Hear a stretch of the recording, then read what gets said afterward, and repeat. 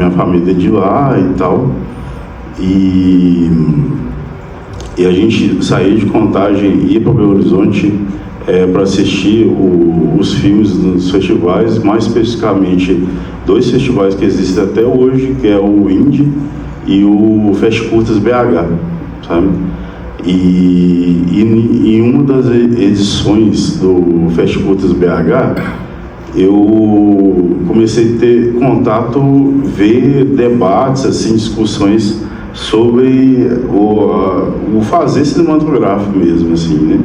E isso me despertou, assim, uma coisa muito forte, assim, de vontade de fazer. E uma dessas edições também eu descobri, através de um panfleto, assim, a Escola Livre de Cinema, né? Eu sei que, não sei se tem ainda, mas tinha uma Escola Livre de Cinema aqui também, né? Eu lembro que o pessoal falava, Nova Iguaçu também tem, né, uma escola e tal, na época. E aí eu estudei nessa escola, que é uma espécie de curso técnico, assim, que ensina o básico do básico, assim, de fotografia, direção, roteiro e tal. E eu estudei lá e fiz meus primeiros curtas lá. Eu lembro que fiz até uma oficina de Super 8, assim que eu entrei, né? Aí eu dirigi o primeiro curto, que é o primeiro curto que eu fiz na minha vida, assim. Chama Uma Homenagem a Luísio Neto, que está no YouTube, quem tiver interesse em assistir. Esse filme é de 2004. E aí é isso, né? Tipo, é um filme de plástico de 2009, mas o primeiro filme que eu fiz foi em 2004, né? Eu fiz alguns curtas como diretor e como em outras funções também, antes do filme de plástico, né? E aí é isso, tipo assim, comecei a fazer, né, e tal. Acho que tinha uma coisa muito forte, assim, de uma conversa que eu tinha principalmente com o Maurílio, né, que é um dos sócios da produtora. Para quem não conhece, né, a produtora é formada por 4 pessoas, né, são 3 diretores e um produtor, que é eu, o Gabriel Martins, o Maurílio Martins, e o produtor executivo é o Thiago Macedo Correia, né. Então eu conversava muito com o Maurílio dessa coisa da gente estar meio como intruso, assim, num lugar que parece que não era pra gente, assim, sabe? Para quem faz, né, para quem está começando, assim, sabe que o quanto que é difícil, né, fazer cinema, ainda mais pra gente que veio de periferia, eu, pessoa preta e tal, e era muito complicado, ainda né, e tal. E aí, nesse meio tempo de Escola Livre de Cinema, comecei a fazer outras funções também, principalmente assistência de direção, né, que é uma função onde eu aprendi bastante, né. E na Escola Livre de Cinema foi onde eu conheci o Gabriel, e através do Gabriel eu conheci o Maurílio, né. O Gabriel que eu falo, o Gabriel Martins, né, que é o diretor do Martin 1. Quem assistiu o Martin 1? Massa, legal demais. E aí, em 2009, eu, Gabriel e Maurílio, a gente formou o filme de plástico, né? E a gente fazia os primeiros curtas-metragens e assinava com uma logo, né? Mas também não tinha uma coisa, tipo assim, não tinha CNPJ, né? Não tinha sede também, era um negócio pra gente, né? A gente não tinha condições de bancar essas coisas, né, e tal. E aí um dos curtas que a gente fez, que eu dirigi em 2009, chama Fantasmas, que eu queria passar aqui, que vai ser o mote inicial para a gente falar de outras coisas que vieram depois, sabe, de características que vieram depois nos filmes que eu fui fazer, assim, dentro da filme de plástico, né? Então eu peço aí, fazendo favor, para passar o Fantasmas. Acho que... fazendo favor, passar o Fantasmas, por favor, o vídeo. Diz assim, né, em geral, assim. Passei o Fantasmas, igual eu falei, assim, acho que tem muitas características dentro do Fantasmas que meio que caíram nos filmes meio sem querer, às vezes, meio intuitivamente, assim, e tal.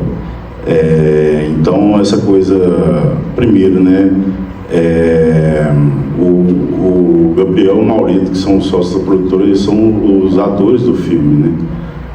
Então tem essa coisa de trabalhar com atores não profissionais, né? Que muitos dos nossos primeiros cursos tinham isso, né? E muitos dos nossos longas agora tem isso também, só que acho que tem depois acho que se seguiu uma mescla assim de trabalhar com diferentes tipos de atuação, né, dentro de um filme, né? Essa coisa dos diálogos, né? Os diálogos longos, né? O plano longo também, plano estático e tal, a coisa de falar da periferia, né? A coisa de falar do cotidiano também, né? E também essa coisa autobiográfica também, né? Não deixa de ser, porque alguns filmes também têm essa coisa, né? Tipo, se falando do Fantasma rapidinho, a ideia surgiu a partir de um momento da minha vida que eu estava gostando ainda da minha ex-namorada, que tinha terminado comigo, já tinha 3 anos, e eu sempre achei que eu ia ver ela na rua passando. E aí, a partir de um dia que eu estava filmando a rua, assim, um vídeo institucional que estava filmando a rua do 2º andar, aí eu tive a ideia, eu falei assim, se alguém estivesse filmando a rua esperando alguém passar, aí veio a ideia a partir daí, né? E deu vontade de passar as fotos do Fantasma, por favor, porque o Fantasma não tem making off, infelizmente, né? Queria muito passar, só que a gente não fez, né? Só que tem umas fotos muito meio tosquinhas mesmo, assim. Mas é só para mostrar mais ou menos como foi o set, assim, né? Que o tamanho da câmera, e era uma muretinha assim, bem pequenininha, né?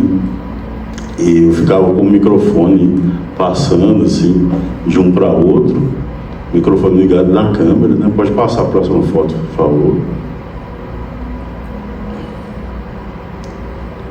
Aí todo mundo ouvindo. 2009 isso, né? Voltando à cadeira que fazia muito barulho, que eu fiz questão de ser uma cadeira barulhenta, né? Por causa dessa coisa do extracampo. Uma das características também que eu ia falar, essa coisa do extracampo, né? De trabalhar com extracampo, né? Que acabou que isso foi para outros filmes também. E acho que só tem mais uma foto, eu acho, se não me engano. Isso, tá meio escuro, né? Obrigado. Mas retomando aqui, aí a partir do Fantasma vieram outros curtas, né? Foi logo em seguida, um pouco assim, teve um longa que acho que é importante falar, que foi bem importante pra gente, assim, foi o primeiro longa da produtora, chama Ela Volta na Quinta, que é de 2014, e aí tem essa coisa de trabalhar com atores não profissionais, que a gente já tinha trabalhado com amigos, né? E a gente começou a falar de colocar atores não profissionais, pessoas da nossa família, né? E Ela Volta na Quinta tem isso, de ser uma família de periferia, né? Que é a minha família, né? Do bairro Amazonas, em Contagem, né? E tal. E aí que foi o começo da carreira de atuação dos meus pais, né? Meu pai, minha mãe e meu irmão, né? Então, se vocês assistirem o filme, com certeza já viram eles, assim, então foi uma coisa desse processo que a gente foi assim, por que não, né? Você pergunta, por que não colocar a mãe, o pai e tal? E aí a gente foi colocando e foi surgindo. Pode falar. Boa noite. Queria só comentar, assim, uma coisa que eu achei que vocês fizeram que foi muito para mim, assim, me tocou bastante foi quando a sua mãe faleceu. Sim. E aí vocês fizeram aquele apanhado, né, de filmes que ela participou. E realmente, assim, eu me identifiquei muito, né? Enfim, eu me identifico muito com o cinema que vocês fazem. Assim, para mim, um dos filmes que eu mais adoro é 15. Ah, que massa, que legal. E eu fiz um curso de cinema negro que o professor passou nada, né? Que também foi bem interessante, assim, para a gente pensar sobre essa perspectiva de nós como pessoas negras, né? Que a gente realmente, você já tem que fazer tudo, enfim. E eu acho que a coisa foi conduzida de uma forma muito inteligente. Mas, enfim, eu só queria, como você tocou nessa coisa dos seus pais, eu só queria, né, relembrar esse apanhado que vocês fizeram da sua mãe, que eu achei incrível, assim, eu gostei muito. Ah, obrigado. Pois é, essa coisa, quando a mãe faleceu, né, aí nem precisa falar, essa questão do luto, assim, e tal, e aí começou essa vontade de ir atrás dessas imagens, no início nem para fazer um filme, né, mas para ver imagens da mãe que a gente não tinha visto, né. E isso foi muito difícil, mas muito emocionante também, né? Pensar em imagens, tipo, tinha um filme que o Maurício tinha feito, se não me engano, no Ceará, que a gente não tinha visto imagens da mãe que a mãe tinha feito, né, e tal. E a gente foi atrás e isso foi difícil, mas foi muito importante, assim, para homenagear a mãe, né? E meu irmão também fez, né, o filme e tal. Então eu fico feliz, assim, de ter falado da nossa melhor atriz. Alguém mais quer falar alguma coisa? Perguntar? Beleza, vamos lá. Mas não fiquem tímidos, por favor, falem alguma coisa em algum momento aí, tá bom? E uma coisa que eu queria passar agora é o trecho do Temporada, né, que é o segundo longo que eu dirigi na Filmes de Plástico. E você passa por aí, por favor.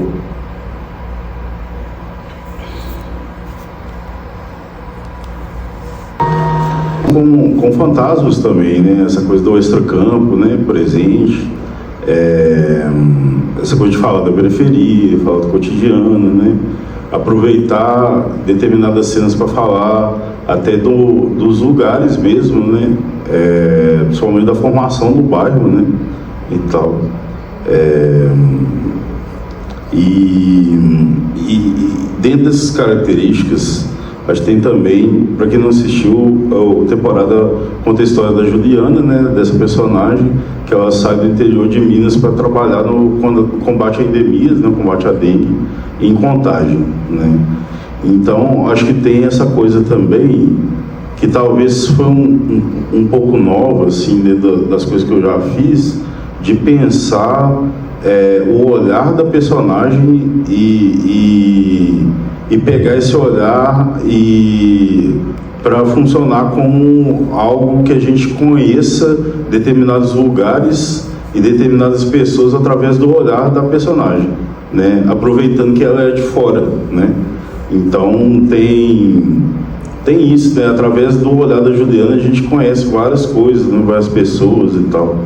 Então tem isso, e para mim foi um processo muito interessante. Temporada é um filme que eu tenho muito carinho, assim, sabe? Quem já assistiu Temporada? Massa, legal.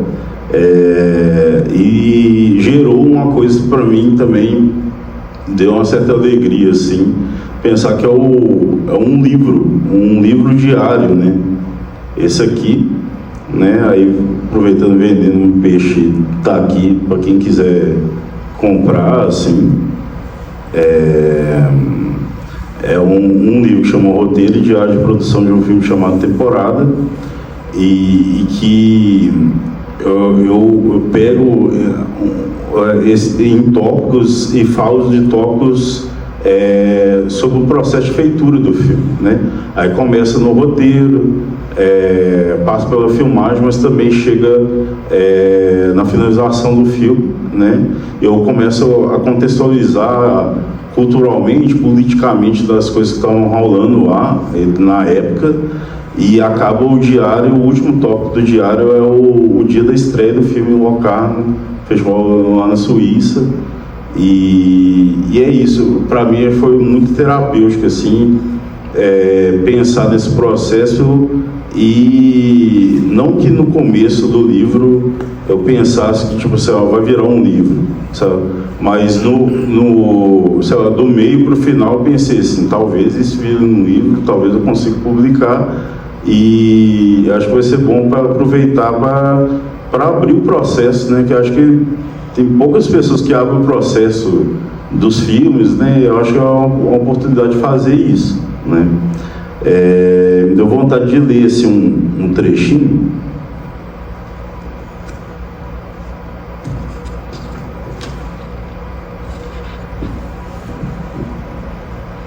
Olha só, 2 de agosto, isso foi 2017, né?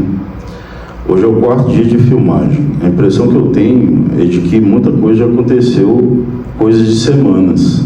Hoje as séries que está fazendo logagem mandou frames das cenas que já fizemos e pude ter uma ideia do que estamos fazendo, tentando fazer em termos de imagem, principalmente. Gosto do que a gente já fez até agora. Tivemos situações muito difíceis e outras nem tanto. Tem coisas que me preocupavam antes, que rolaram de uma forma bem suave e sem tensão. Como uma cena com uma criança de 2 anos. Ela fez exatamente o que eu estava pensando e isso foi sensacional. Nas cenas com diálogo, eu vejo que parece faltar a energia dos atores para começar. A Grace, que faz a Juliana, né, é incrível e impera logo o clima. Acho que em termos de atuação, cada caso é um caso, e sinto que às vezes não ensaiar antes e já fazer valendo pode ser uma boa ideia, mas sinto que às vezes não. É isso. Aí tem todo esse processo, né, no livro e tal, igual eu falei, né, foi bem terapêutico de fazer assim, de colocar para fora. Às vezes eu acho que eu coloco para fora até demais, assim, sendo dramático, né, eu sou um canceriano dramático, né, mas eu fico feliz que esse livro, a galera fala que usa em sala de aula, né, os professores de cinema e tal.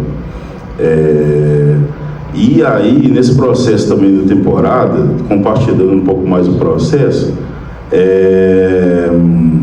eu fiz uma coisa que, a partir da temporada, eu comecei a fazer no restante dos filmes, que é uma pasta de decupagem, né? De pensar o filme bem antes em termos de imagem, fazendo uma pasta onde as fotos que a gente fazia nas locações serviam exatamente como guia, né, para o que a gente ia fazer, né, depois. E aí eu peço para vocês colocar as fotos também. Acho que está meio fora de ordem, mas acho que vai dar para entender, assim. Essa foto do jeito que ficou, o plano, né? Aí no próximo plano, acho que está na ordem. A foto do jeito que a gente pensou antes, né? Isso aí como ficou. Aí isso aí está meio fora da ordem. Mas tudo bem. Pode ir passando, por favor. Essa aí é do jeito que ficou, do jeito que era antes, né? Principalmente a coisa da parede, né? Do jeito que era, do muro, né? A cor da parede. Aí isso servia como base para uma direção de arte também, né? Pode ir passando. Só o cachorro quente da Vilma que a gente comia. E aí tem pode ir passando, por favor. A cena do jeito que ficou.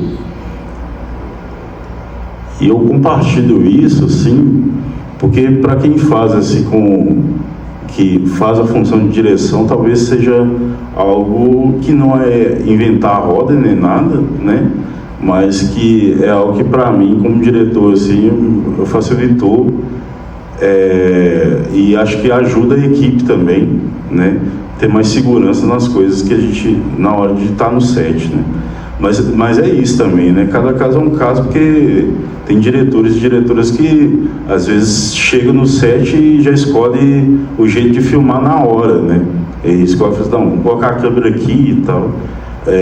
Mas para mim, acho que esse processo dá mais segurança e ajuda mais, né? Na equipe e tal. Deixa eu ver aqui.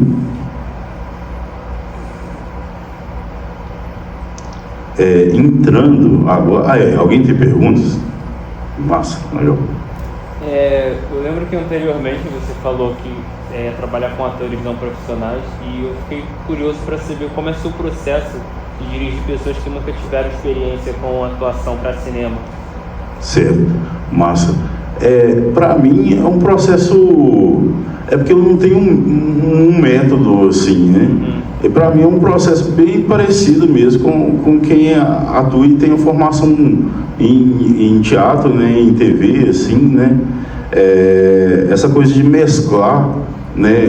Esse tipo de atuação acaba que ajuda muito no processo de pensar a atuação como um todo, assim, principalmente para chegar num certo nivelamento, assim. No caso do Temporada, a gente teve muito isso da Grace falar que ela entendeu, eu acho que ela entendeu muito bem isso desde o início, dessa coisa de nivelar esse tipo de atuação, que acho que ela tinha uma carga muito dramática, que ela veio do teatro, né, e tal.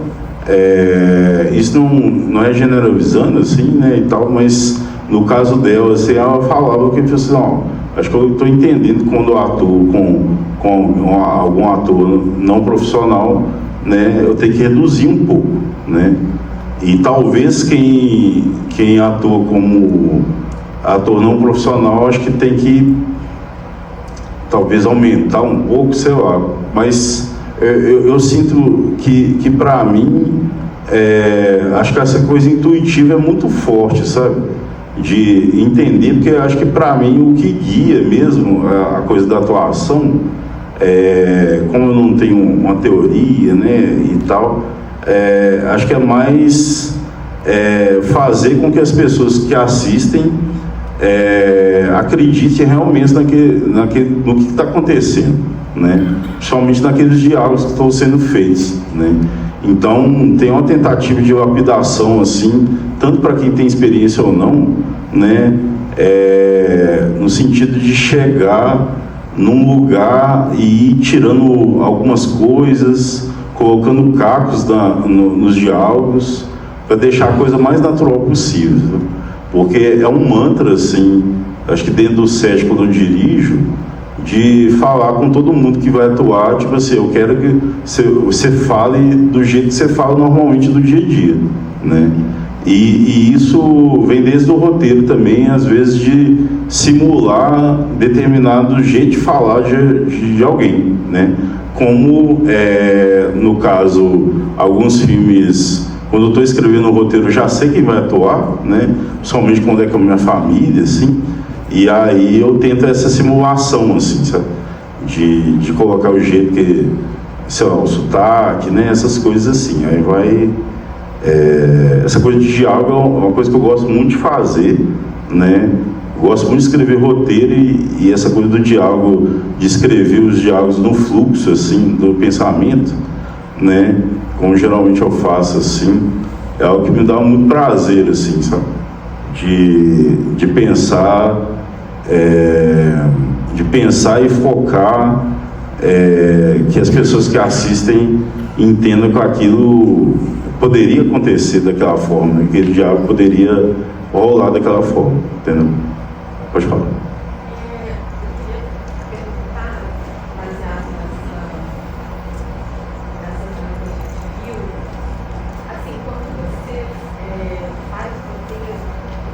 Quando você faz o roteiro, você, por exemplo, pensa em grandes questões, assim, por exemplo, essa cena que a gente viu, por exemplo, ela me remete muito à questão de que, por exemplo, na periferia não existe planejamento urbano, né? Nós sempre somos filhos de remoções, né?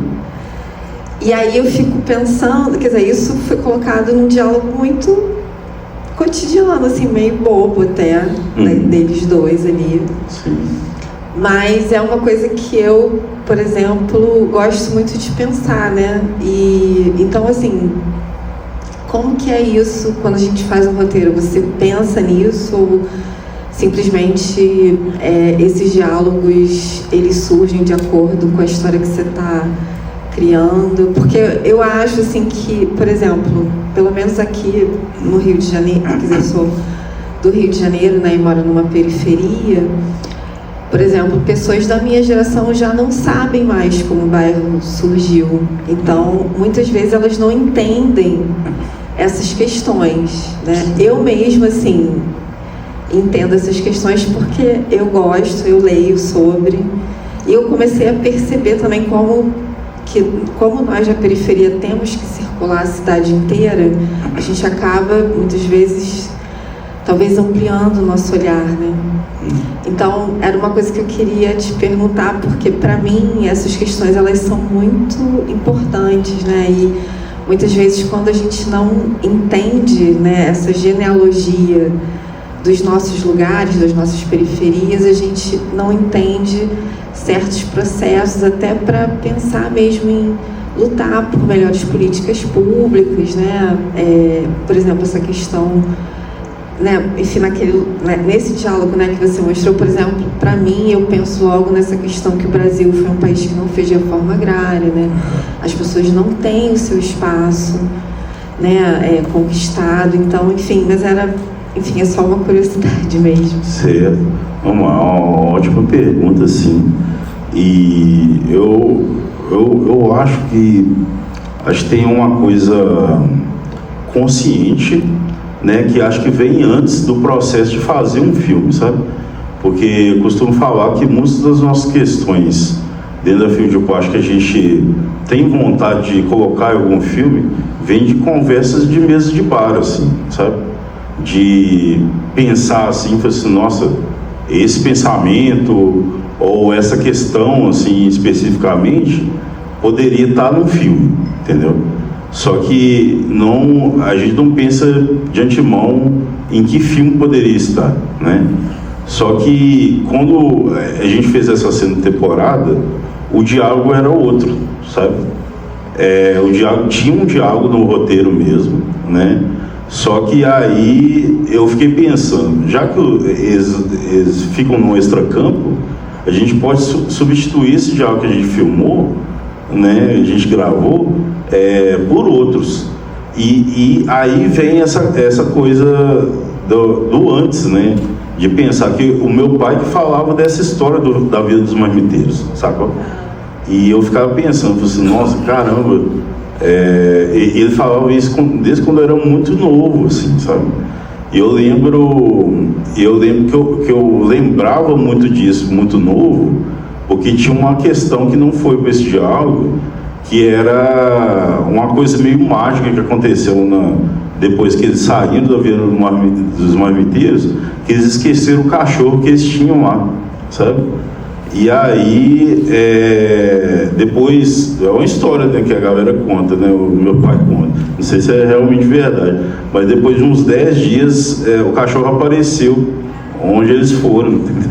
Eu ficava com isso na cabeça, assim, mas ficava com isso na cabeça um pouco, quando eu cresci, né, e tal, dessa coisa da remoção, né, que é sempre uma situação que acontece, lá em Minas acontece muito, né, continua acontecendo, né, e tal.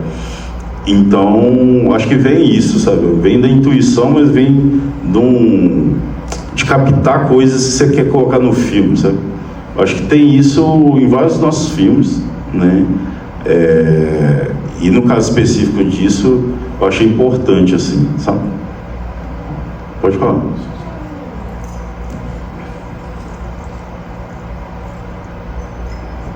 No dia que te conheci, você escreveu já pensando na Grace e no Renato? Não. no roteiro eu acabei pensando em outras pessoas, né? Mas foi passando o tempo, eu falei assim, velho, tem que ser a Grace de novo, assim, sabe? Porque eu trabalho com ela de novo. E aí pensei no meu irmão também, assim, mas de início mesmo, no inicinho mesmo do roteiro, eu tinha pensado em outras pessoas. Minha dúvida sobre a questão do roteiro. Eu li o roteiro do dia que te conheci. Ah, sim, legal. E eu percebi que você deixou muitas partes assim em aberto e eles foram construindo diálogo durante as filmagens. Isso foi, você deixou aberto para eles ou você deu dica do que você queria que falasse, de acordo que eu vi que eles foram passando e passeando pela cidade. Sim. Em vários lugares da cidade, né? Até Sim. chegar na casa do Zeca. E quando eu li o roteiro, eu percebi que esse roteiro não tinha as falas, não todas as falas deles juntos. Que eles foram criando isso junto com você, antes das cenas, ou você deixou eles livres? Acho que cada caso é um caso, assim, dentro do roteiro, sabe?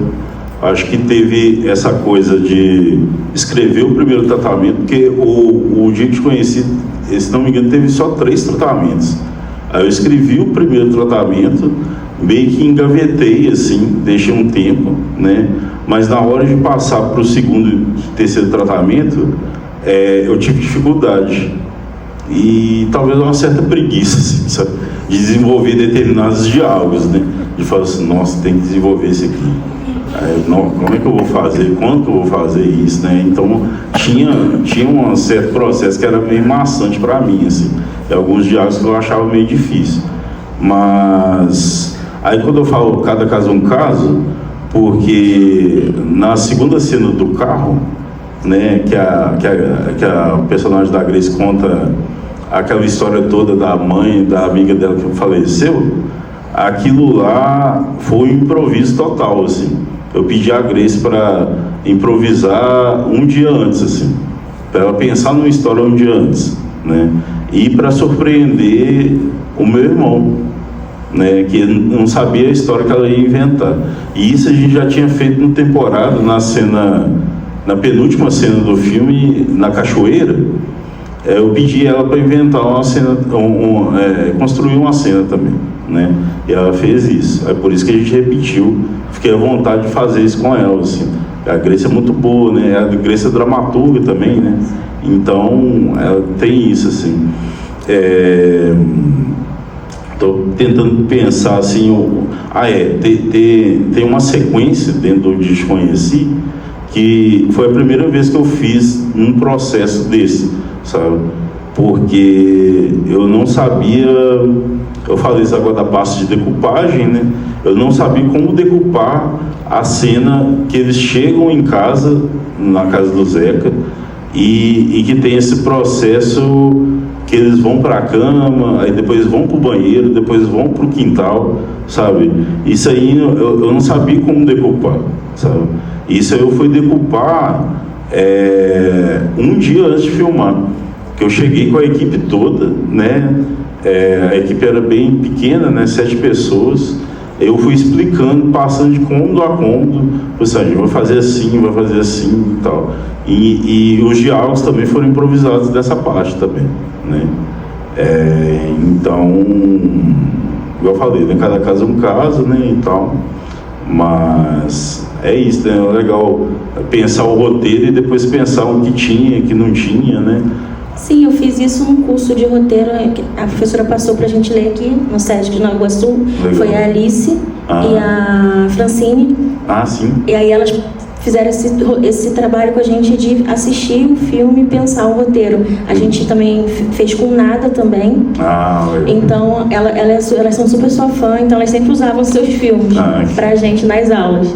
Então, eu fiquei reparando sobre essa questão dessa diferença, né, do roteiro, que o seu roteiro tem 30 e poucas páginas. Sim. Aí eu olhei pro filme e falei, um longa, então isso foi improvisado. Eu imaginei pela sua ligação já com a Grace, né? Porque já tem de vir de outros filmes, já tinha visto temporada, outros filmes que ela atua, seus. Aí eu falei, então essa ligação com a atriz também facilita que você consegue ter esse diálogo com ela, né? Sim. E ela realmente, ela é escritora também, dramaturga, então para ela também facilita. Com certeza. E interessante você falar isso da quantidade de páginas, que é uma coisa, um certo problema que eu tenho, assim, porque eu acho que eu não sou muito descritivo, entendeu?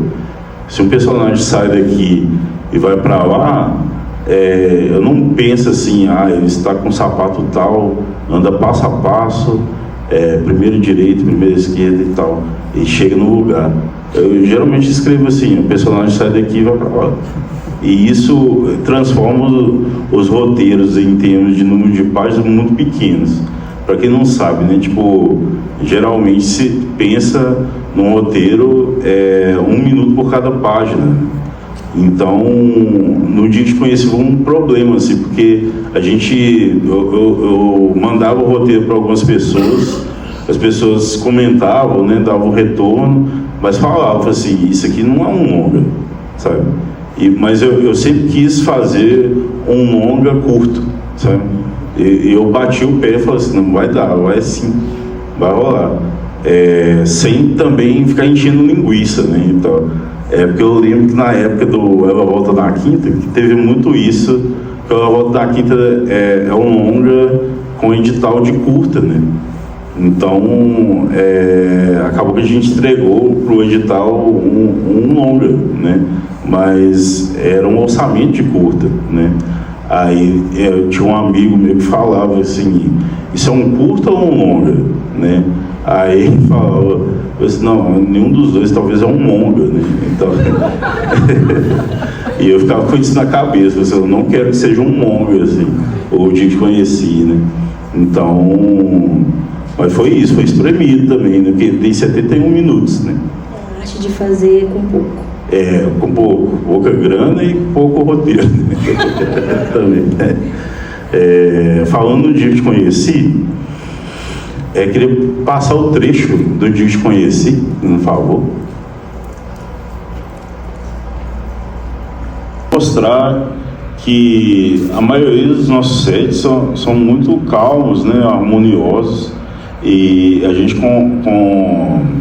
claro, né, tipo assim, tem uns momentos difíceis, né, claro, mas a gente comenta muito que geralmente a gente acredita, né, que geralmente um set harmonioso, quem dita essa harmonia ou não é muito o assistente de direção, sabe?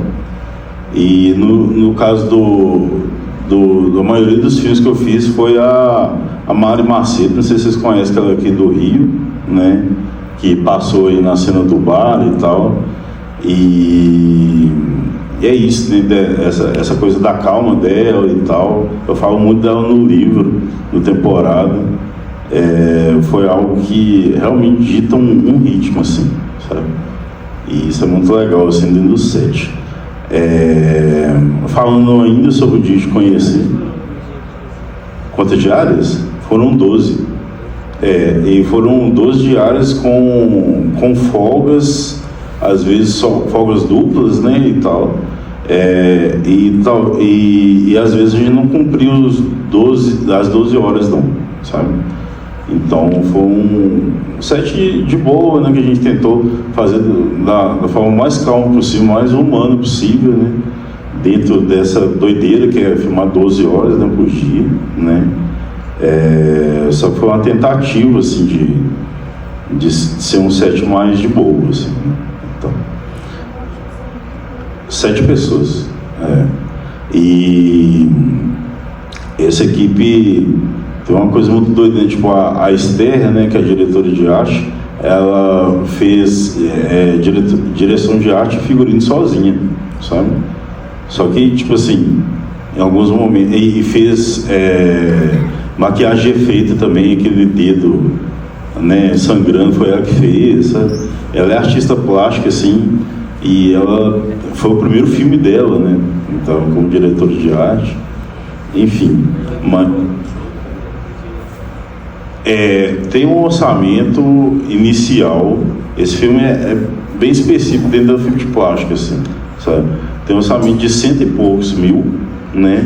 Mas também a finalização teve um dinheiro a mais, né?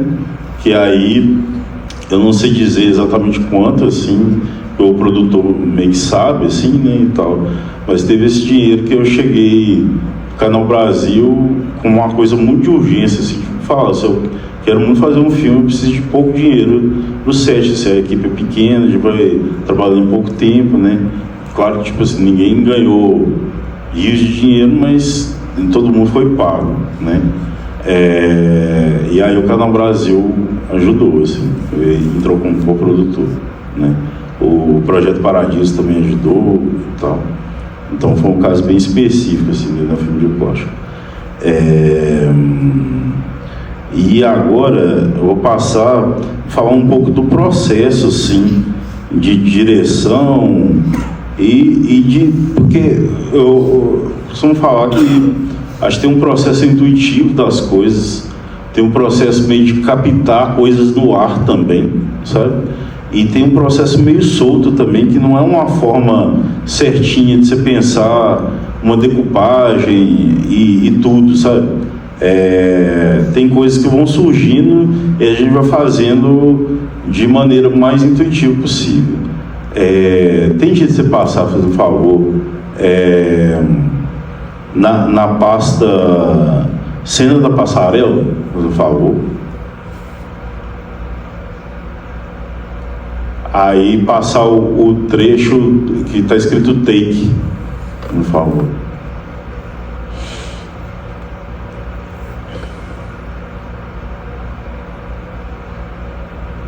Já foi? Pra quem não lembra, esse é a cena da passarela que os dois vão comprar pastel, né? E como tava muito carro, né? Eu ingenuamente achei que ia dar para captar o som, né, e tal. E a gente filmou sem ter o diálogo, né? Aí é legal, né, a gente lembrar o tanto que o cinema é uma coisa mentirosa, assim, tipo, que é muito bom, né, pensar isso.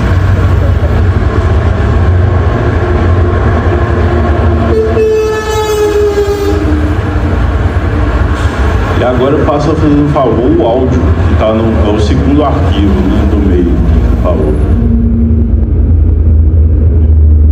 E aí, o que rolou? A gente não tinha estúdio para gravar o diálogo dos dois, né? A gente foi para dentro de uma van, né, da van do filme mesmo, né? E gravamos esse diálogo que vocês vão escutar agora. Rapidinho, só uma coisa. Vamos tentar fazer uma coisa, vocês fazer levemente ficar ofegante, de leve mesmo, sem forçar, sacou? Sim. Porque é isso, né? Vocês estão andando e tal, acho que vai rolar, mas. Passa.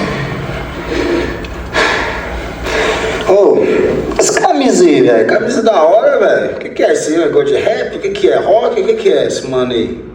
Esse cara chama BK, mano. Um rap é lá do Rio. Você fraga? BK? BK? É, da Lapa. Fraga não? Lapa? É. BK que eu paguei Burger King. Não Burger King não. Pode falar. Pode falar. Vamos fazer de novo. Pode falar. Você foi ótimo, né? Você foi ótimo.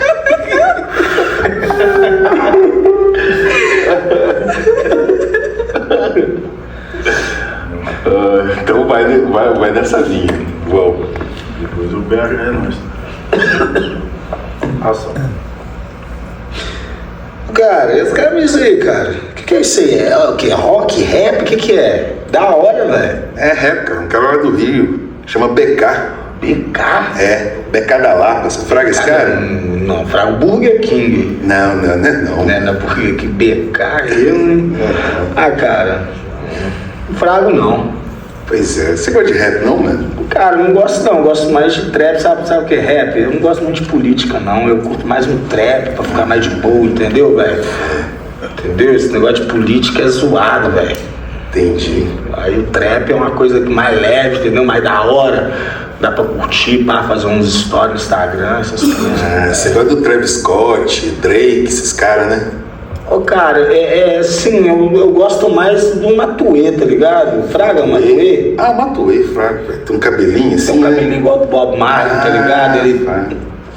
Entendeu? Nossa, cara. Da hora. Mas eu gosto mais do funk também, tá ligado? Fraga? Fraga demais, mano. MC Rick. Ó, BH é quem? É nós, mano. BH é nós, tá ligado, pô. Agora o pastor não falou. Eu ia muito lá na Vila. O primeiro vídeo, não falou, que é a cena pronta agora, né? Só pra vocês sentirem. Até a diferença da fotografia também.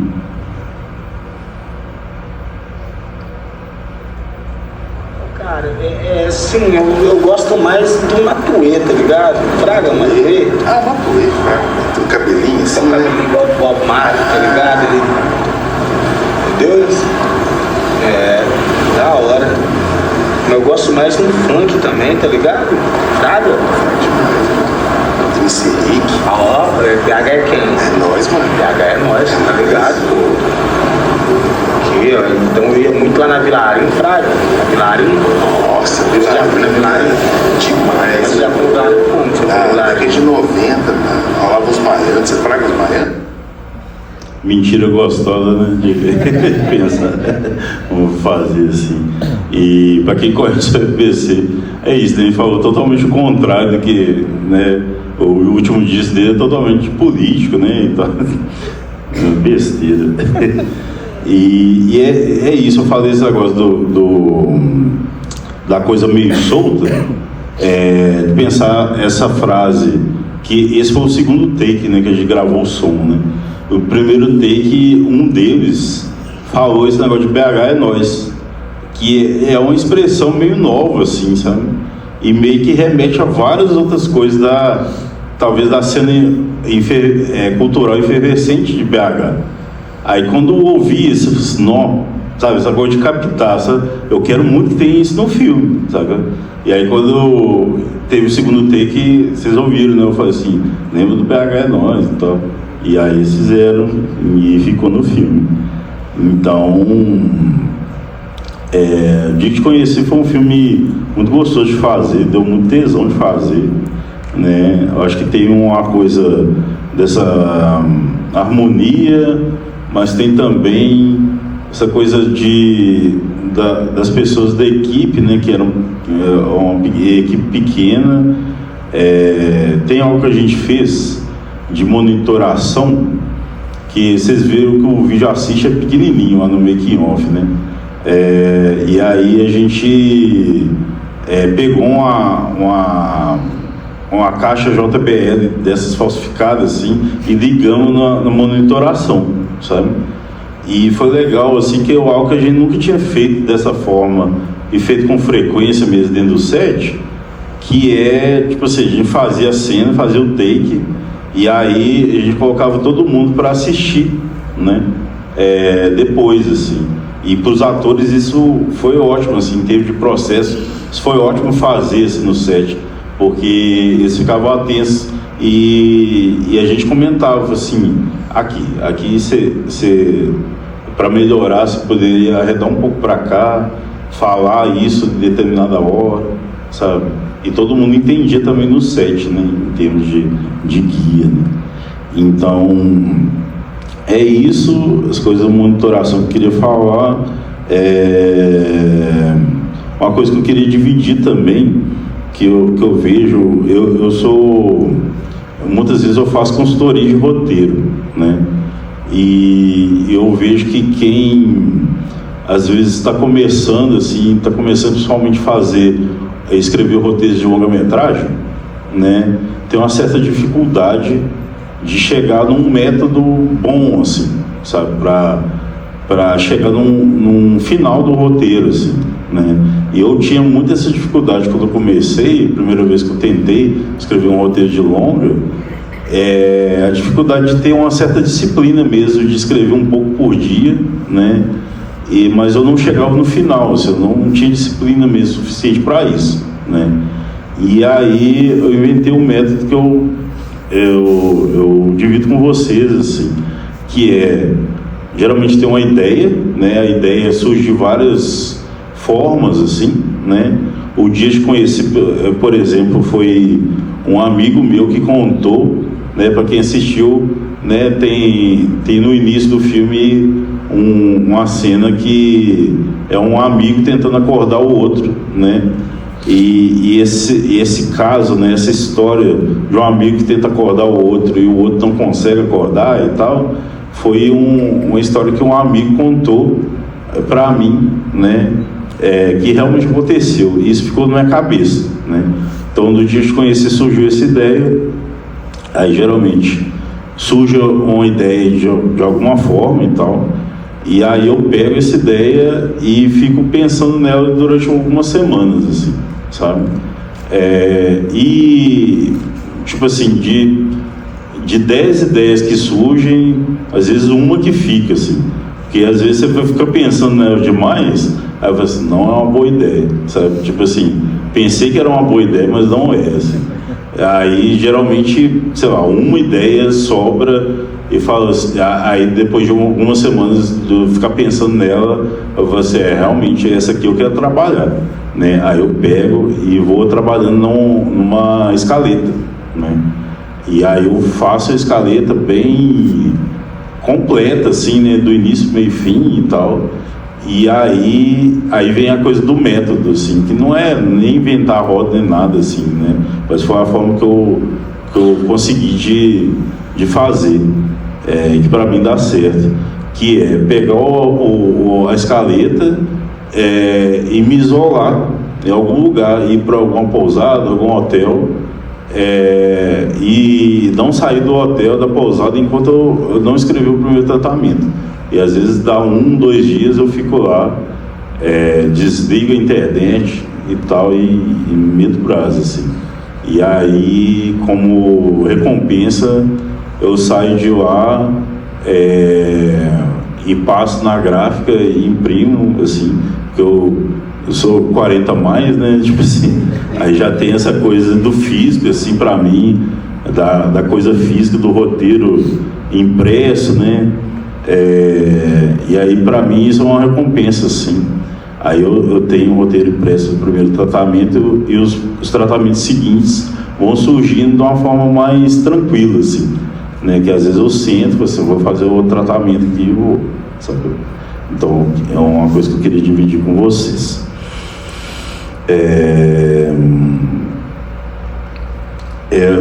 Uma coisa também do dia de conhecer ainda é que a gente fez também um diário, né? Só que não foi publicado ainda e foi um diário coletivo, onde quase todas as pessoas da equipe do elenco escreveram, né? Aí, assim como no temporada, que é em ordem cronológica, né, a gente colocou, no diário do dia de conheci, está em ordem cronológica, e aí, sei lá, tem um tópico assim, data tal, assistente de direção. Aí tem o tópico que a pessoa fala e depois no próximo é outra pessoa e outra função, né? E aí me deu vontade de ler um pouco, né? A gente está nesse processo de ver se a gente consegue publicar, que é sempre uma dificuldade também, né? Então, mas vou ler 2 trechinhos aqui. 10/9/2022, Rio de Janeiro, Mariane Macedo Martins, assistente de direção e produtora. Hoje consegui estudar com calma o orçamento do filme enquanto o Raul passeava com o pai. Tinha uma coisa muito legal que a Mari, na época, estava com um bebê de colo, assim, o Raul, né? E ela sempre começava as partes dela do diário falando assim, enquanto eu escrevo, o Raul dorme. Enquanto eu escrevo, o Raul brinca no chão, sabe? E isso foi muito bonito, assim, né? De ver ela escrevendo e fazendo o filme com o bebê de colo, né? Foi importante e saboroso passar por todas as previsões de gasto do filme. A sensação de olhar o filme como uma lupa. Ou olhar o filme sob uma nova ótica, diferente da lupa da assistente de direção, que ela fez 2 funções, né? Enviei o estudo detalhado de orçamento para o Andrezeira, que é o meu apelido. Semana que vem vamos falar mais a respeito. E aí depois vem um tópico em seguida que sou eu falando. 12/9/2022, Belo Horizonte, André, direção. Estou cansado de outros trabalhos, mas sinto que essa semana vai dar para me dedicar ao dia que conheci. Ontem eu fui na rua Guajajara e na rua da Bahia fazer umas fotos de vocação. Uma cena que imagino fazer em stead, que é aquela cena que os dois personagens estão descendo na rua, descer a rua da Bahia mais ou menos na altura do Maleta. Gosto dessa parte da cidade. Imagino que acompanhamos os dois personagens principais em silêncio, gerando um clima no ar. A ideia é não ser um plano muito longo. Cortaremos desse movimento para um plano estático geral da parte de baixo do viaduto Santa Teresa, onde tem um bar meio massa chamado Tio Black. Tem uma pista de skate bem de frente que pode ajudar num visual legal, uma coisa bem centro de cidade, bem concreto. Hoje faltam 20 dias para a eleição no primeiro turno. Parece que falta uma eternidade. A violência nas campanhas políticas se intensifica. Boulos foi ameaçado na rua por um bolsonarista com uma arma. Situação preocupante. As pesquisas até agora falam em quase vitória de Lula ainda no primeiro turno.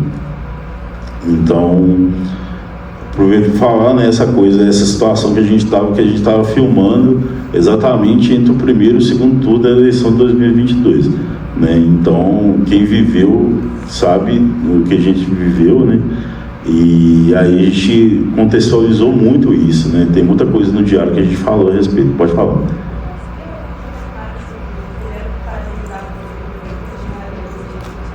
Obrigado. Principalmente as cenas iniciais ali dele no muro, conversando com a mãe de uma garotinha. Sim. E eu achei muito interessante, por causa do muro, o valor simbólico que tinha ali, da própria barreira que ele tinha, né, da máscara que ele vestiu ali, para dizer que como se ele não o trabalho, né, o propósito e tudo mais, que eu achei bem irônica, até engraçada aquela parte. E depois, quando ele tá no carro com a Luísa, quando não há mais a fronteira entre os corpos dele, ele consegue ser vulnerável, não há mais aquele muro, né? Então essa parte simbólica me pegou bastante. E eu gostei também da parte do voyeurismo que teve, como se nós, espectadores, estivéssemos ali, né, dentro do carro também, aquela proximidade, eu gostei bastante. E eu queria também dizer da questão da saúde mental, eu achei muito interessante como você abordou no filme, sem estigmatizar, mas de uma forma muito humana e delicada. Eu achei muito interessante, parabéns. Obrigado. Valeu. Essa cena... tu pode falar.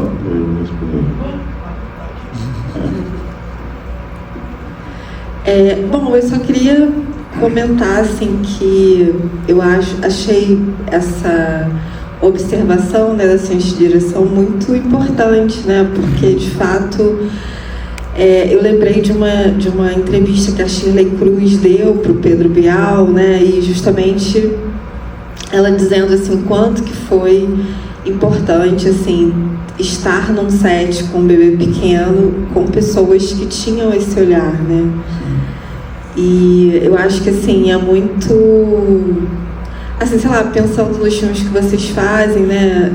Enfim, eu pesquiso muito a mulher, né? Assim, eu na verdade pesquiso muito o lugar da mulher na produção de ciência e tecnologia, né, no Brasil.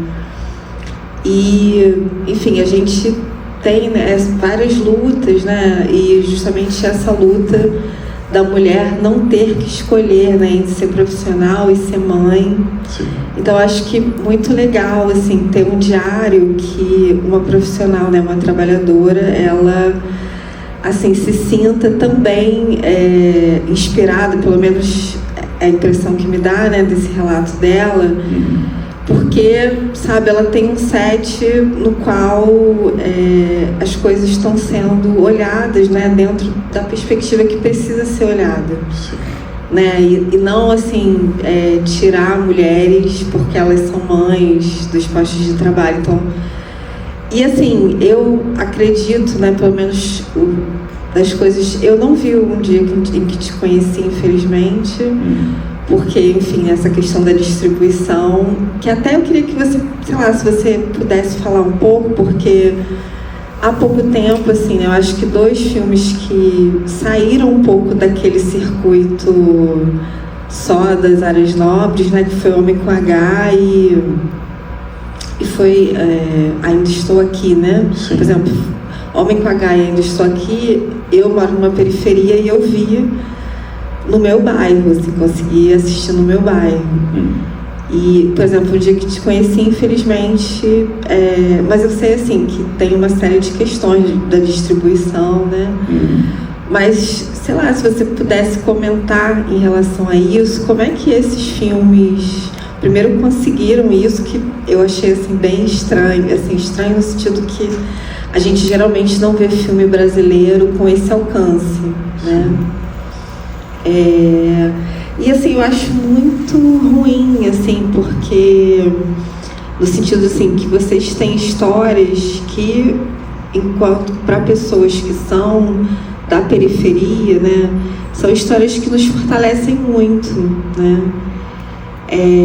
E eu falo isso assim porque, como eu te falei, eu estudo produção de pessoas na ciência, e só no mestrado, por exemplo, eu tive acesso à história de pessoas negras, né, que fazem ciência, que foram super importantes e tal. E como isso me fortaleceu como pessoa, né, como isso foi importante para minha autoestima como pessoa, né. E eu fico um pouco triste, assim, porque às vezes eu fico pensando também, primeiro, assim, nesses lugares nobres que passam filmes como o seu. Eu não sei como que as pessoas que vivem essa realidade veem esses filmes, mas eu acho uma pena para quem é justamente periférico, porque os seus filmes, eles trazem uma noção de pertencimento que é muito importante para quem é periférico, e num sentido assim, não caricato, né? Não, assim, não tô, enfim, eu acho que o cinema brasileiro enfrenta uma série de questões, né? Então não tô aqui para condenar o cinema de ninguém, mas eu acho assim que é muito bom a gente ver, por exemplo, uma família que parece com a nossa família, né? Que, por exemplo, nem todo mundo é bandido, nem todo mundo prostituta, enfim, esse tipo de coisa. Às vezes as pessoas só são pessoas comuns mesmo, que acho que a maioria, né, tem um trabalho comum. Então, assim, eu acho muito legal. Por exemplo, Marte 1 para mim é um filme que, para mim, é um dos filmes mais bonitos assim que eu vi na minha vida. E assim, me marca muito, né, porque como eu fui uma pessoa que sempre gostei de estudar, sempre gosto muito de ciência, e assim, né, eu acho que, inclusive, uma coisa que eu achei incrível, assim, desse filme, é que vocês contam histórias de várias pessoas, já são vários personagens ali. Eu fiquei pensando, gente, como é que se dá conta, né, pra você não perder o fio da meada, né? Porque ali vocês abriram muitas histórias de muitas pessoas, tipo... quer dizer, o que eu lembro, assim, de ver isso foi naquela série This Is Us, né? Sim. E, assim, eu acho mesmo uma pena, porque eu acho que se as pessoas na periferia pudessem ter acesso aos filmes de vocês, eu acho que, poxa, tanta coisa, né? Eu acho que elas se sentiriam mais fortes, né? Sim. Enfim, isso é uma questão aí que a gente enfrenta. Sim. Bem, sobre essa coisa de distribuição, tem algo que é legal de falar, assim, porque é uma coisa muito difícil, né? Igual você falou, distribuir um filme assim no Brasil, talvez seja não talvez o processo principal mais difícil, assim, mas um deles. Mas a gente tá atento e tentando aprender, né, com os exemplos que a gente, com os processos que a gente teve mesmo, né, com os filmes. O Marte 1 é muito legal se pensar no exemplo do Marte 1, porque acho que tem uma coisa assim do começo de tentar furar uma certa bolha, assim, né? Pensar que o Marte 1, que vocês têm noção mais ou menos dos nossos filmes, assim, No Coração do Mundo, Temporada, até o dia que te conheci, fizeram mais ou menos 10 mil pessoas, sabe, de público nos cinemas, né? E o Marte 1 fez 100 mil, sabe? Então, tipo assim, comparado a esses dois que você falou, tipo O Homem com H e Ainda Estou Aqui, é pouco, né? Mas eu acho que a gente está no processo, sabe? Então a gente está lutando com isso ao ponto do ano passado a gente ter feito a Malute Filmes, que é a distribuidora da Filmes Porsche, né? Então a gente está trabalhando com isso. O Desconhecido foi o primeiro filme que a gente distribuiu através da Malute, e vai ter um filme do Maurílio, né, da Filme de Plástico, que chama O Último Episódio, né? Então eu convido todo mundo para assistir, assim, em outubro vai entrar em cartaz, né? E é isso, assim, toda essa discussão, essa conversa, né, e tal, a gente tem, assim, muito, assim, e a gente fica pensando num jeito de sair desse lugar, né, então, do filme ter um alcance maior, né. É difícil, mas essa coisa da gente montar a distribuidora deixa a gente numa situação difícil, né, de entender todo esse processo, né, que é complexo e tal, mas ao mesmo tempo deixa a gente numa situação de ansiedade, assim, de entusiasmo, porque a gente vai fazer justamente o que a gente quer fazer com a distribuição, né, e tal. Mas é isso, tipo assim, falta recursos, né, tipo, a distribuição é muito complexa também, porque não é uma coisa só, né. Então é muito difícil isso, só que a gente está tentando, e várias outras pessoas também no Brasil, então o alcance também, o Desconhecido, né, tem toda essa separação também dos filmes que passam em salas de cinema, mas também que entram nos streamings, né. O Temporada ficou um tempo na Netflix, por exemplo, e o Desconhecido e o Marte 1 estão na Globoplay, sabe? Então, para quem quiser assistir, quem não assistiu, estão lá também. Fala um pouco, né? André, pode falar. Marçal. Não, pode falar. Não, tranquilo. Aí eu respondo. Não, é só uma observação, na verdade, porque eu sinto que essa questão que você falou, o Marte 1, ele tem uma linguagem mais tradicional, digamos assim, né? Eu sinto que seus filmes eles são muito no caminho do naturalismo, do observacional. Você falou que você faz consultoria de roteiro, e justamente nessa cena do dia que eu te conheci, eu pensei que era algo totalmente anti-roteiro, porque assim, você cria toda uma expectativa de que eles vão perder o ônibus. E eu assistindo, eu fiquei assim, caramba, eles vão perder o ônibus. Eles vão perder o ônibus. Aí eles não perdem o ônibus, sabe? E aí eu fico assim, eu fico pensando assim, em qualquer sala de roteiro ou aula de roteiro, falaria, você plantou isso, né? Tem que ter algum desenrolar na estrutura do roteiro, né? E ali a vida segue, né? Eles conseguem comer o pastel, conseguem ir embora. E então é uma observação, assim, não é nenhuma pergunta, mas é essa questão do quanto eu acho que há um esforço de retratar a vida como ela é, assim, né, no sentido do naturalismo mesmo do seu cinema. E isso é uma marca sua, assim, pelo que eu enxergo.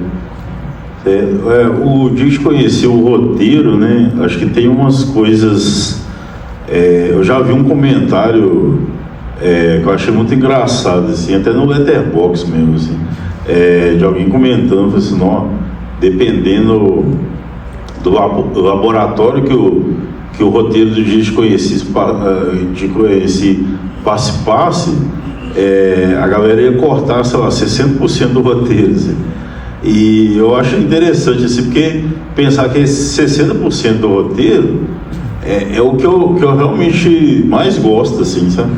Eu acho que tem essa coisa de que algumas pessoas falam assim, não, mas o filme não acontece nada, né, e tal, mas eu acho que essa coisa, justamente esses momentos que falam muito dos personagens também, né? E tem uma coisa também que é uma tentativa do roteiro mesmo, da escrita do roteiro, que eu queria meio que colocar várias coisas seguidas de acontecimentos, né, de conflitos, de coisas e tal que acontecem no filme, que as pessoas não esperam que acontecesse, entendeu? Então isso vai até o final, assim. Essa coisa do ônibus, né, que dá a impressão que eles vão perder, eles conseguem, né? Aí eu vou tentando dobrar a aposta, assim, né? Até no final, que ele tá indo pra padaria e de repente ele dá uma topada no dedão, assim, né? E tal, e machuca, assim. E até o final mesmo, que é a mudança de aspecto da tela, né? Que é uma coisa que ninguém estava esperando, quer dizer, mas eu acho, né? Então, e aí acontece e tal, e eu queria muito isso, assim, sabe? De coisas surpreendentes, mesmo que sejam mínimas, assim, sabe? E o filme acaba meio que em aberto, né? Porque ele vai comprar o pão, né? O presunto lá. Sim. A gente entende que foi uma noite legal, assim, mas a gente pensa assim, num filme convencional teria, oi amor, não sei o que. Sim. Mas só para o quanto você corre contra os signos, né, de uma estrutura tradicional de roteiro, digamos assim. Sim, mas mesmo assim tem questões clássicas, assim. O seu filme flerta com uma comédia romântica, né? Eu diria que a comédia romântica da vida real, né? Por exemplo, quantos remédios você toma? Nossa, eu também tomo esse, o antidepressivo, né? Sim. Queria perguntar?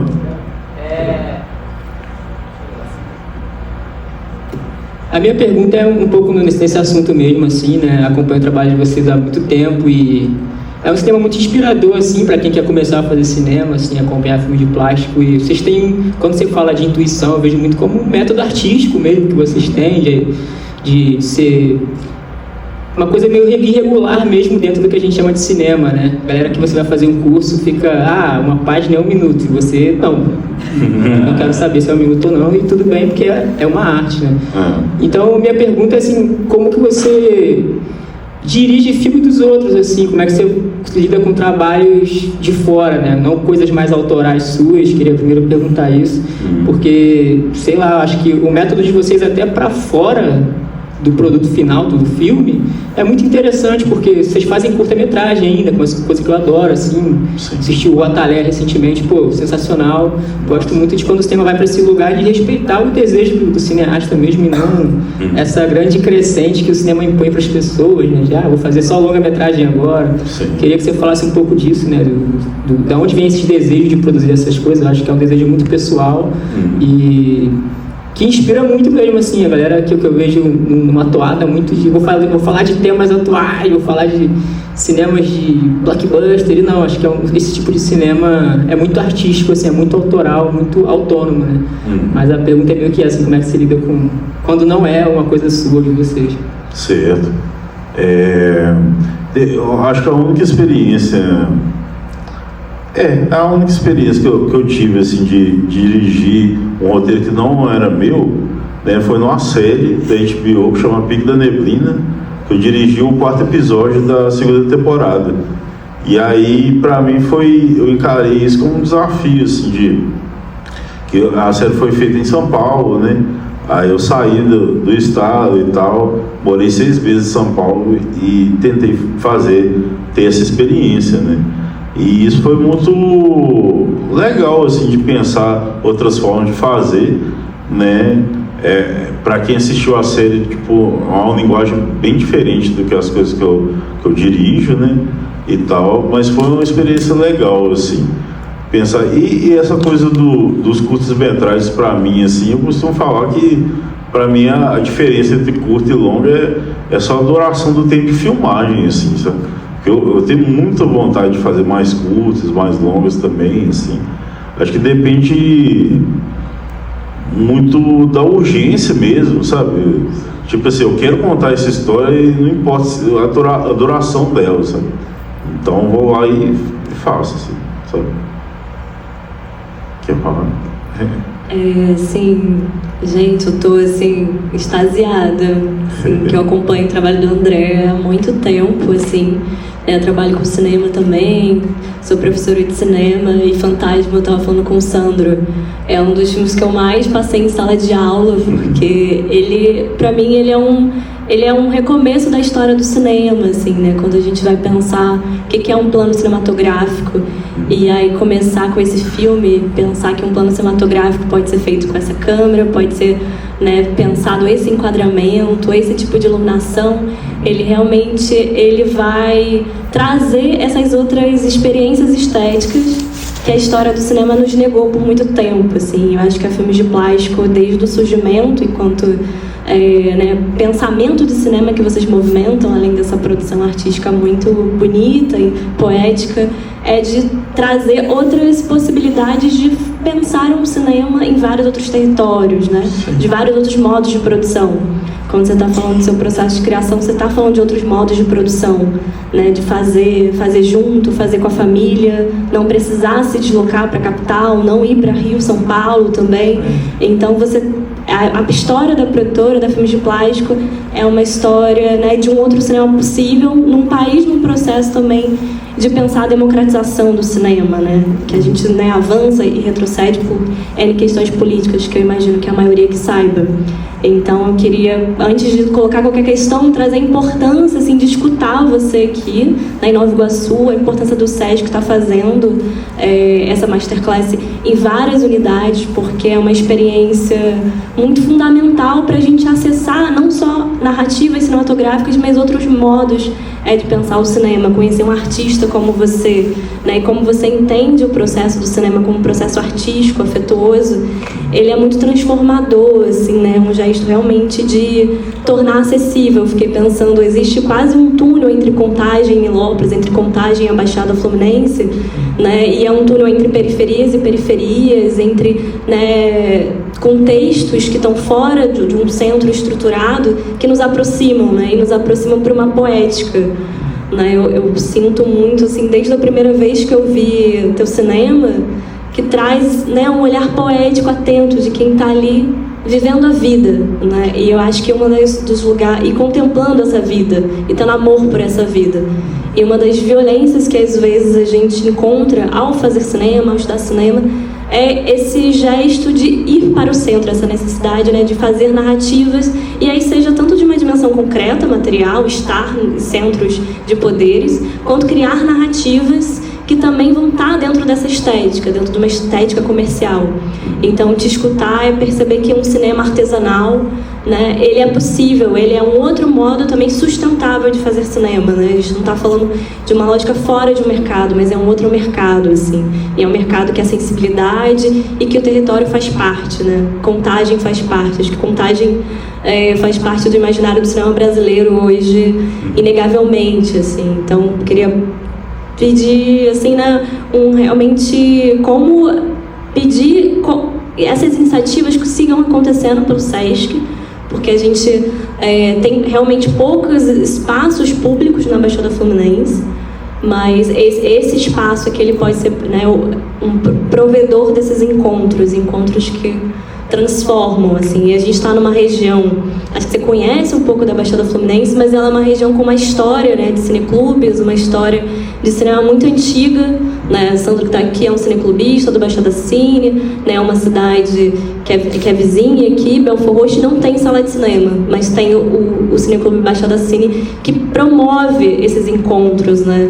Então, eu acho, assim, realmente é uma aula de cinema transformadora, assim, te encontrar aqui, não te encontrar no MAN, não te encontrar num festival, assim, sabe? Porque é a primeira vez, é isso, vim perto de casa, assim, como é um detalhe, assim, mas é um detalhe que é totalmente significante numa trajetória profissional. Agora a gente tem também um curso de licenciatura em cinema e audiovisual na região, em Duque de Caxias, fruto da luta, do movimento, assim, dos professores da FEBEF, da sociedade civil organizada, assim, né, dos cineastas e técnicos e profissionais do audiovisual.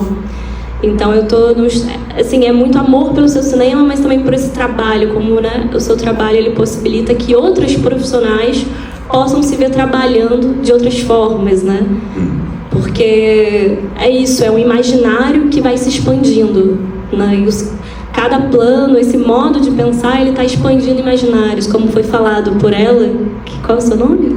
Eloa. Né? É um senso de pertencimento, né, a partir da poética. E isso é uma das maiores violências que quem vive em contextos periféricos às vezes vive. É uma negação de olhar a vida de uma forma poética. Sim. Mas a gente olha a vida de uma forma poética. A nossa vida tem poesia o tempo inteiro, né? Mas as imagens midiáticas, as imagens jornalísticas e até outros filmes vão muito para um caminho estereotipado. Né? E há 15 anos, né, porque é debutante já, filmes de plástico, está aí construindo imagens poéticas e nos aproximando do nosso próprio território. Então, ver Contagem, quando eu vi Fantasmas pela primeira vez, eu me aproximei de Nilópolis, né? Eu vi, cara, olha só, parece com a minha cidade, e eu posso pensar a minha cidade a partir da narrativa cotidiana e poética. Eu não preciso ir para uma lógica, né, de um conflito estruturalizado, né? Quando o Marcel fala, você não vai para uma lógica de roteiro, você está indo para uma outra lógica, né? Uma outra lógica de contar histórias, porque na verdade a gente tem essa diversidade. É o que faz sentido, né? O que movimenta. Então fiz esse preâmbulo, mas eu tinha umas perguntas que vão, assim, bagunçar a ordem aí da sua apresentação, porque eu queria voltar para Fantasmas. Que sempre quando eu vejo, eu fico pensando como foi escrever esse diálogo, né? Um diálogo que a gente sonha com Camila, que a gente não esquece, é um diálogo muito envolvente. E aí eu queria saber sobre esse processo. Se foi um diálogo que você escreve, né, e apresenta para o Maurílio e para o Gabriel, ou se é um diálogo que você realmente constrói junto com eles ali no momento, a partir também, né, desse disparador, assim, de estar ali esperando a Camila, e essa pergunta propriamente, assim. Sim. Primeiro, agradeço o carinho, já te falei, assim, o carinho que você tem por nós, assim, é sempre muito emocionante, assim, muito obrigado mesmo pelas palavras, e fico muito feliz, assim. E é isso, né? Igual você falou, uma coisa que a gente costuma falar também, que parece que nós da periferia, a gente não tem um direito de fabular, assim, né, as coisas, né? E uma coisa que você tinha falado também, que eu lembrei muito do que a Grace falou um dia no debate, né? Que teve um debate do temporada, foi a estreia do filme Brasil, né? E aí um jornalista perguntou assim, né, no debate, falou assim, mas o filme está falando da periferia, né, mas cadê o tráfico de drogas, cadê a violência, assim, então? E a Grace já chegou de voador, assim, né, então falou assim, sua própria pergunta já é violenta, né, então acho que tem essa coisa da fabulação e essa coisa desse olhar, né, que as pessoas têm, né? Mas é isso, fico muito feliz. A respeito do Fantasmas, essa coisa dos diálogos, eu acho que são essas duas coisas juntas, né? Porque teve um roteiro mesmo de 12 páginas, né? Talvez a única vez que um roteiro tem mais páginas do que, né, o filme tem 11 minutos, mas tem também muito improviso do Gabriel e do Maurílio, né? E acho que eu não falei muito o processo do Fantasmas, que eu acho que resume isso, assim. A gente ensaiou uma vez, né, dias antes de filmar, mas na hora da filmagem a gente fez 8 takes, né? E a gente escolheu o 7º take, só que a cada take a gente ia desvencilhando do roteiro, né?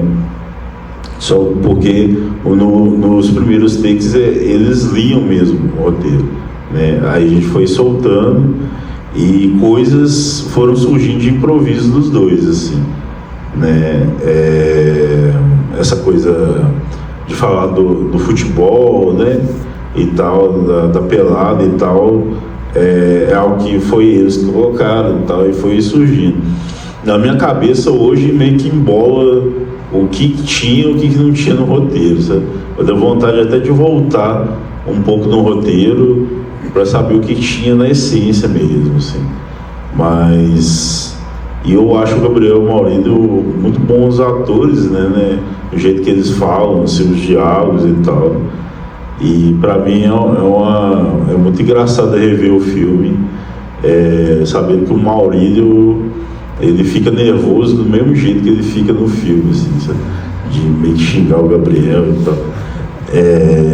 E uma coisa que você tinha falado, que eu queria falar, desse diálogo, né, que tem entre o Zeca e essa moça, né, que foi também, no dia que te conheci, uma certa vontade que eu tinha antes, né, esse negócio dessas conversas da mesa de bar, né, que eu falo, né, nesses pensamentos anteriores, assim, que eu sempre tive vontade de escrever um diálogo onde alguém está falando mentira e que quem assiste sabe que a pessoa está falando mentira, sabe?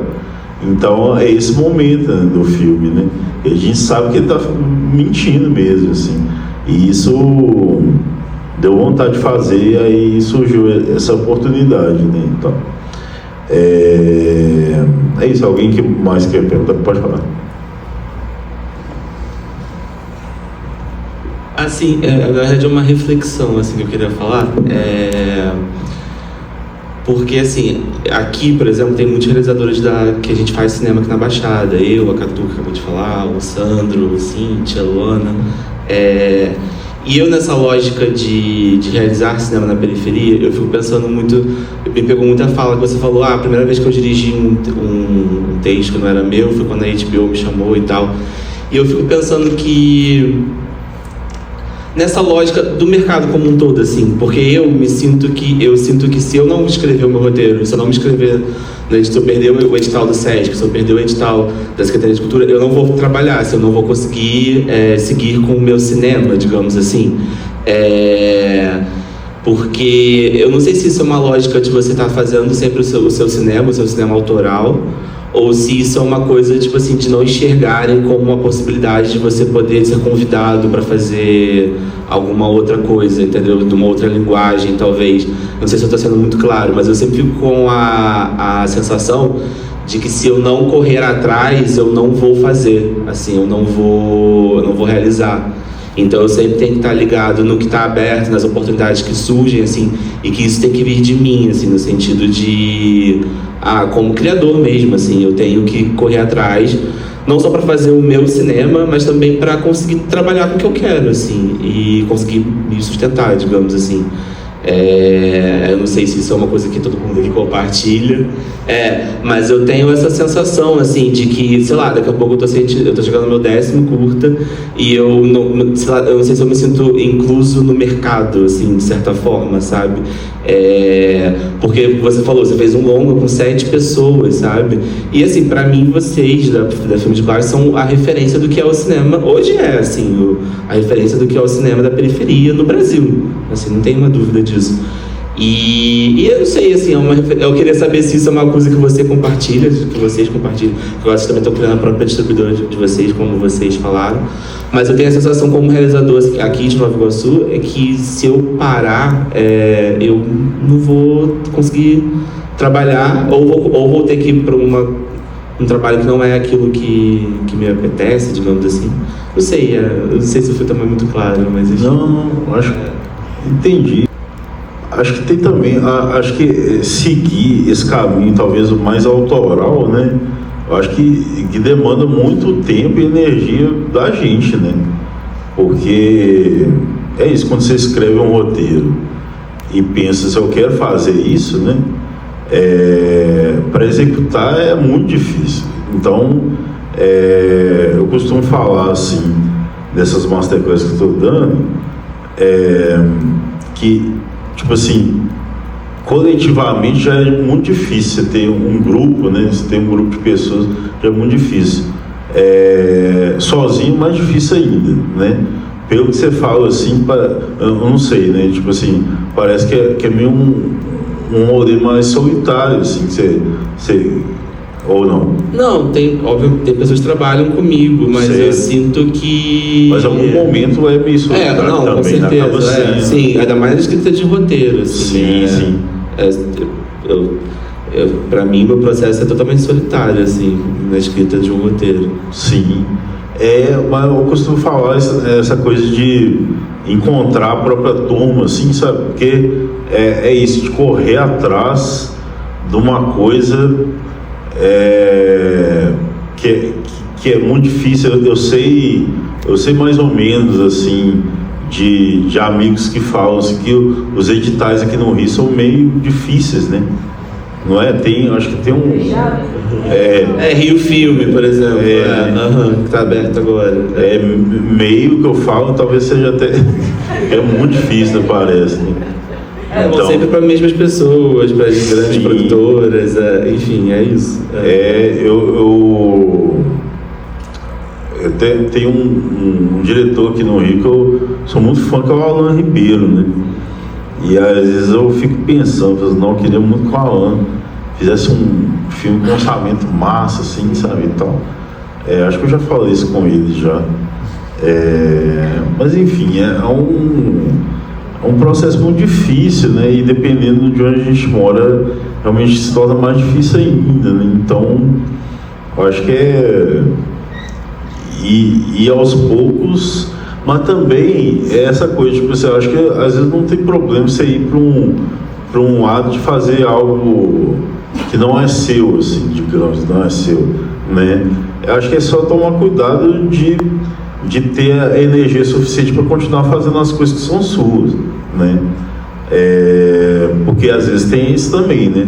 Às vezes você entra num fluxo também de fazer coisas mais comerciais que não tem tanto a ver com as coisas que você quer fazer, e às vezes você não volta também, né? Tem muita gente que faz isso, né? Meio sem querer, né, e tal. Enfim, tô falando aqui. Mas você como realizador, o que você almeja pro futuro, no sentido de continuar fazendo o cinema do jeito que você faz, ou você... Obviamente, acho que todo mundo almeja ter um filme com um orçamento muito bom, né? Mas não sei, assim, qual a sua visão, assim, sobre isso? Pra mim é muito claro, assim, de pensar que tem todo... A gente passou por um momento, né, nós três como diretores principalmente, né, do filme de plástico, a gente passou por um momento que a gente começou a fazer algumas coisas meio fora mesmo, né? Às vezes por causa de aceitar determinado desafio, e às vezes também por causa de grana também, né? É óbvio isso, assim. Mas para mim, assim, e eu acho que para todos nós da Filme de Plástico, esse momento que a gente está passando é um momento muito bom, assim, dentro do produtor, porque realmente a gente está fazendo as coisas da produtora, sabe? E a gente está vivendo disso, assim, sabe? É difícil. Claro, tipo assim, a gente faz coisas fora, né? Tipo, às vezes eu sou consultor, faço, sei lá, júri de festival, curadoria, né? Se reinventa no mundo do cinema. Sim. Mas a vontade mesmo é de fazer as coisas da Filme de Plástico, sacou? Do jeito que a gente gosta de fazer, né? E curtir também, né? Curtir o processo mesmo. Porque eu acho que você não teria um set tão prazeroso se fosse uma super produção, igual foi o dia que eu te conheci.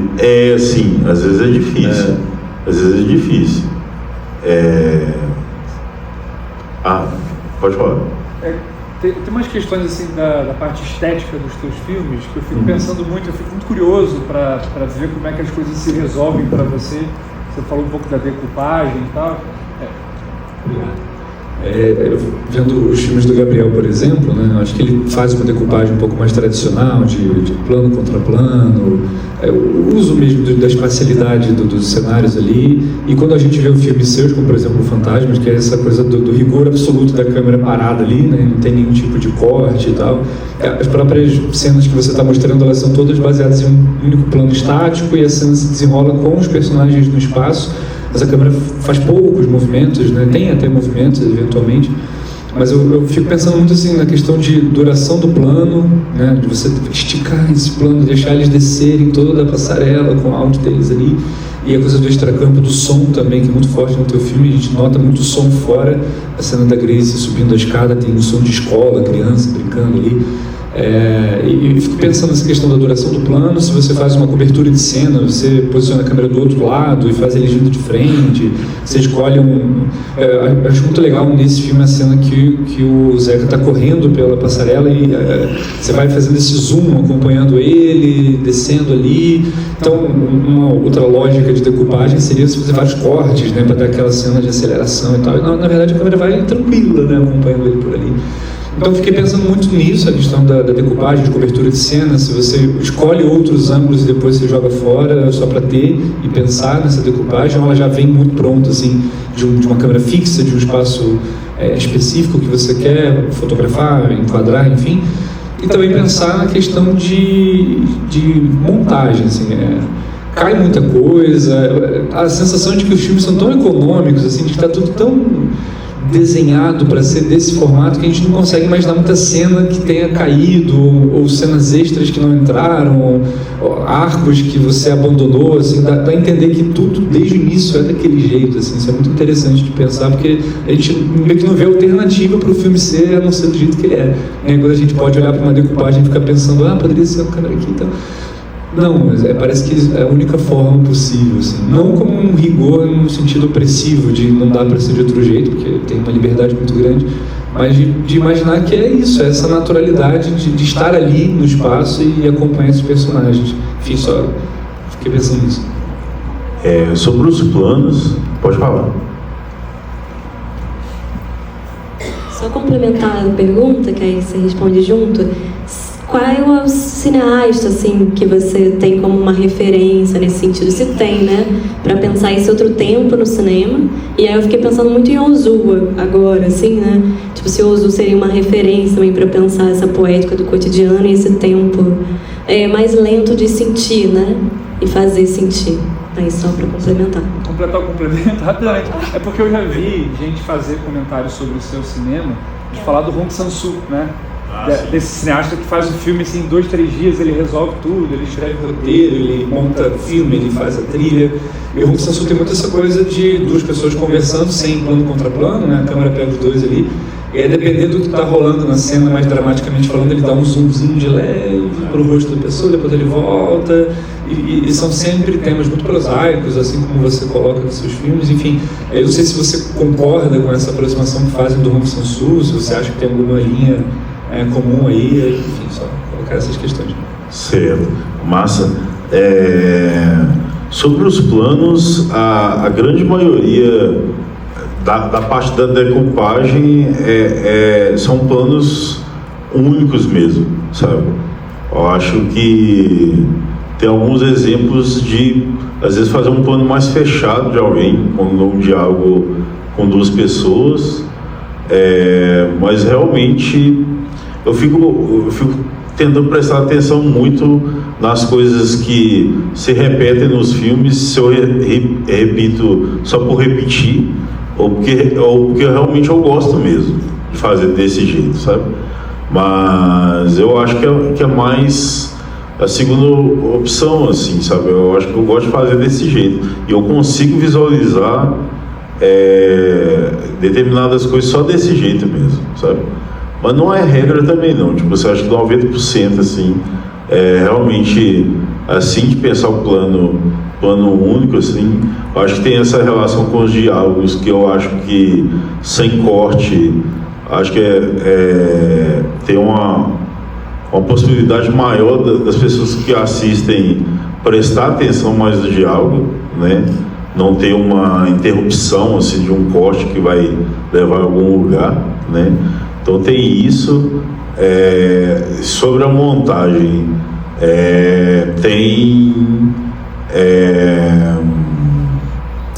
eu acho que pegando só os longas, né, de exemplo dos longas, do Ela Volta na Quinta até Se Eu Fosse Vivo, Vivia, que eu vou falar daqui a pouco, que é o longa que eu dirigi no ano passado, acho que cada vez mais tem essa coisa de filmar exatamente o roteiro e não cair muita coisa, sabe? Então, no dia que te conheci, caiu pouquíssima coisa.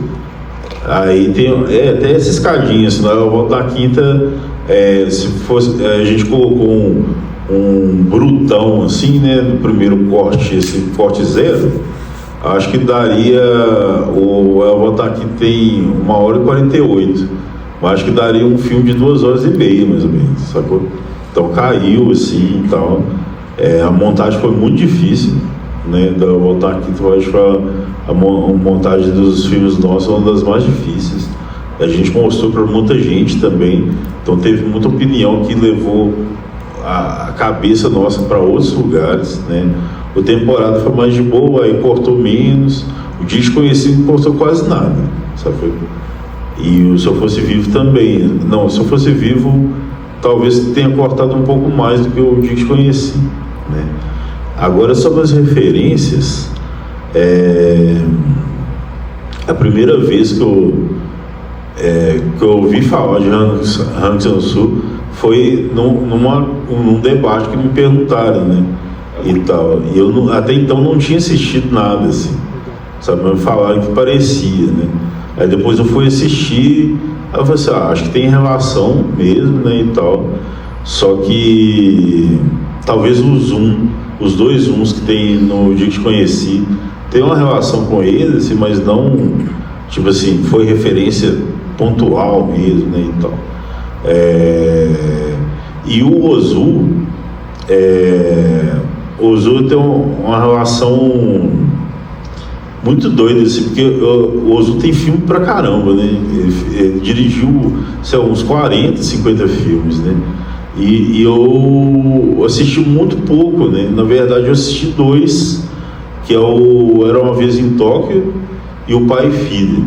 O Pai e Filha eu acho, tipo assim, os melhores filmes que eu já assisti na vida, assim, sabe?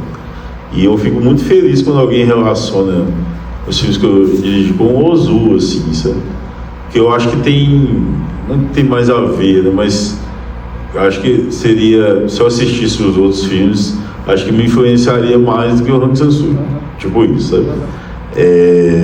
Agora, de realizador, assim, que me influencia muito, é o Kiarostami, sabe? Kiarostami, eu já assisti, acho, quase tudo, e realmente eu olho assim e falo assim, nossa, queria fazer assim, sabe? E tem toda essa coisa de planos estáticos, né? Diálogos também, né? Muito plano de carro, né? Como o Dia que Te Conheci tem.